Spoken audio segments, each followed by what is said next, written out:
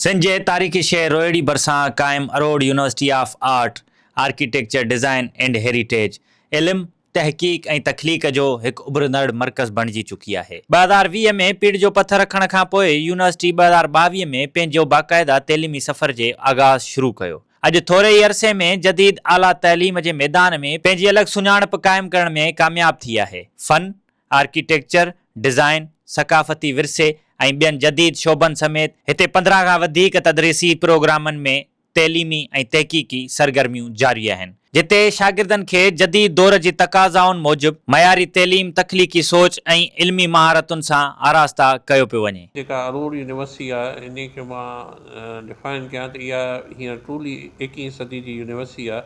यानी उहे रिक्वायरमेंट्स, उहे स्किल्स जेके 21वीं सदी में कमु अचनि था या ॿारनि खे उहे एम्प्लॉयमेंट ॾेई सघनि था, उहे असां करायूं था। डिग्री प्रोग्राम्स बि असांजा उहे आहिनि जंहिंमें असांजूं हींअर जेके फैकल्टीज़ आहिनि, 5 फैकल्टीज़ आहिनि, उनजे अंदरि असां 15 डिग्री प्रोग्राम्स जेका आहे ऑफर कयूं था। हिकिड़ी असांजी फैकल्टी आहे फैकल्टी ऑफ डिज़ाइन, जंहिंमें असां फैशन डिज़ाइन, टेक्सटाइल डिज़ाइन ऐं सेरेमिक डिज़ाइन में बैचलर्स करायूं था।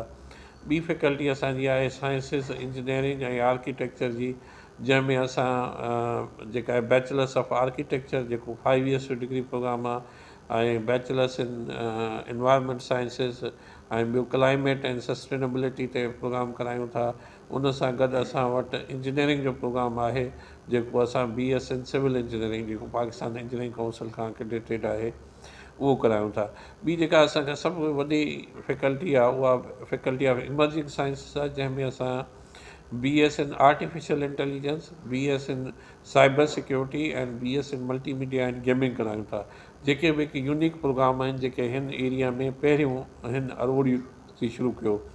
फैकल्टी ऑफ फाइन आर्ट्स में असांजा 2 प्रोग्राम आहिनि, हिकिड़ो BS इन विजुअल आर्ट ऐं ॿियो BS इन डिजिटल आर्ट। ऐं उन खां पोइ असांजी जेका आर्कियोलॉजी जी फैकल्टी आहे उन में असां BS इन आर्कियोलॉजी करायूं था, BS हिस्ट्री, पाकिस्तान स्टडी ऐं BS इन टूरिज़म एंड हॉस्पिटलिटी। त असांजा जेके बि इहे प्रोग्राम आहिनि इहे यूनिक आहिनि ऐं इन में असां कोशिशि कयूं था त असां उहे स्किल्स इम्बेड कयूं त ॿार उहे हितां स्किलफुल थी करे निकिरनि।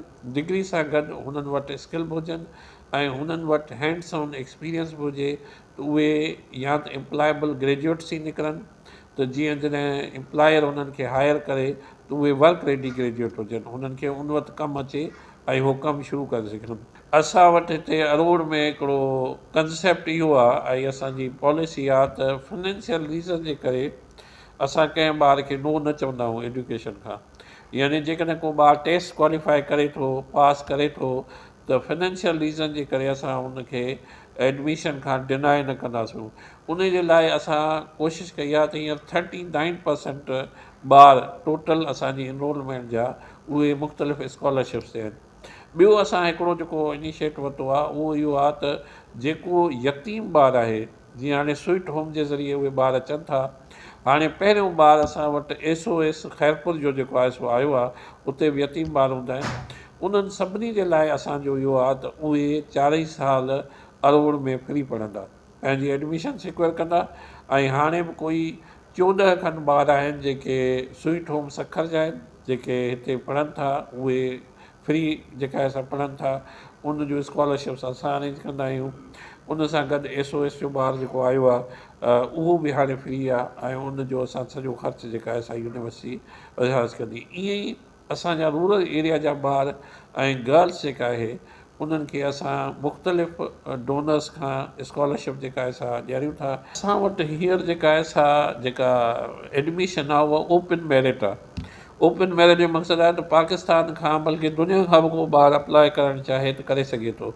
असांजी टेस्ट ईंदी आहे, उन में राउंड 1 ऐं राउंड 2 जे ज़रिए उहो ॿार अप्लाई कंदा आहिनि, टेस्ट ॾींदा आहिनि, जेको हिकिड़ो सर्टेन कट ऑफ आहे क्राइटेरिया टेस्ट जो, उहो क्वालिफाई कंदो आहे त उनखे असां एडमिशन ऑफर कंदा आहियूं।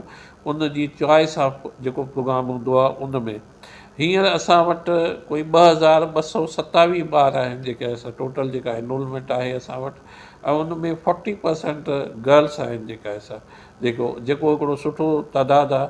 ऐं इहे 40% गर्ल्स तक़रीबन इहे रूरल एरिया खां अचनि थियूं, जेका असांजे लाइ हिकिड़ी ख़ुशी जी ॻाल्हि आहे त त उहे छोकिरियूं जेके हूअं उन्हनि खे सहूलियत शायदि शहर न वञी सघनि या माइट उन्हनि खे शहर न छॾीनि, उहे अचनि थियूं ऐं हिते सुठी क्वालिटी जी तालीम जेका आहे पढ़ाइनि थियूं।